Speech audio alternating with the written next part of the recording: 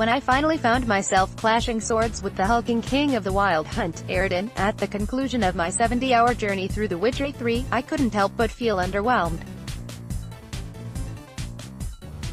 Before I go on, I should warn you, throughout this article you'll find major spoilers for The Witcher 3, Wild Hunt and its expansions.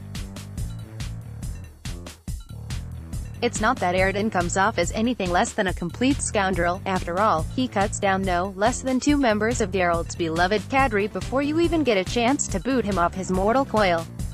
No, my problem was that he came off a bit too much like an archetypal villain. Despite its traditional fantasy trappings, the world of The Witcher 3 is a far cry from the static black and white morality of the sanitized fairy tales that dominate RPGs. There are no karma meters or false dichotomies here. Instead, they're replaced by human stories that are far too complicated to be shrunk down to a ticker in the game's interface. And yet, Eredin's entire aesthetic, from his commanding voice to his hyper-generic Dark Lord armor, is more befitting of a Disney villain than a true match for Geralt of Rivia.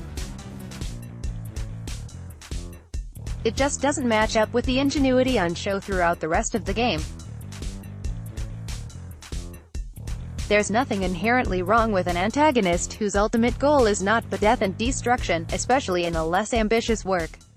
However, for a game that so often asks you to engage in serious moral quandaries, the decision to structure the game from the title down around the concept of the Wild Hunt remains one of its most troubling designs.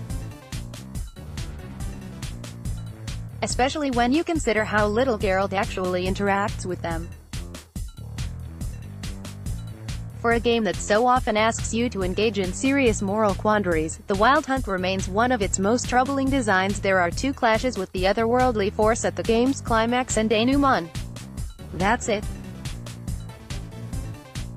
Otherwise, you largely encounter the Wild Hunt through the stories of bewildered peasants, who regard the entity with fear and derision, and provide little context to the world or motivations of the AENL. It's only when you compare Eredin and his army to the more robust foes of The Witcher 3 that his insufficiency as central antagonist becomes apparent.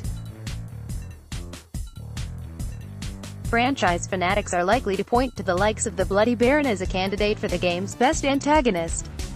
But I personally prefer the canny cunning of Gontarodim, the mysterious trickster who implores Geralt to help him collect a mysterious contract in the first DLC, Hearts of Stone. Like Eredin, Odim is an ethereal being who boasts incredible power held within his humanoid shape. But unlike our King of the Hunt, he at least attempts to beguile the Witcher with flattery, charm, and outright persuasion. What really seals the deal is that you actually have a say in the matter. Rather than forcing you down a corridor without choice, you can simply opt to accept Odim's argument and let him have his way with Olgerd, the man he granted wishes to in exchange for his soul.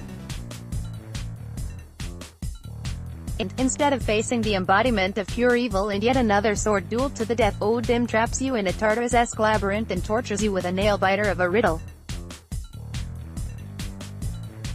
For me, this was a far more memorable experience than simply holding the left mouse button to whirl my sword like a pinwheel around Eredin for 30 seconds before he keeled over.